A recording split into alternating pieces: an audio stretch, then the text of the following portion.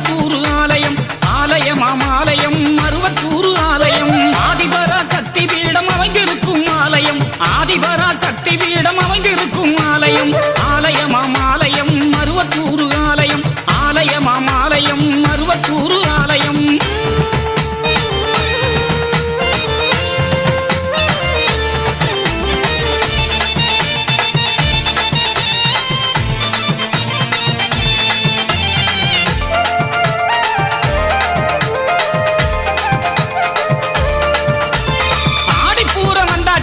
ஆனந்தமே வந்தாச்சு ஆதிபரா சக்திக்கு தான் கஞ்சி காய்ச்சி ஊத்தியாச்சு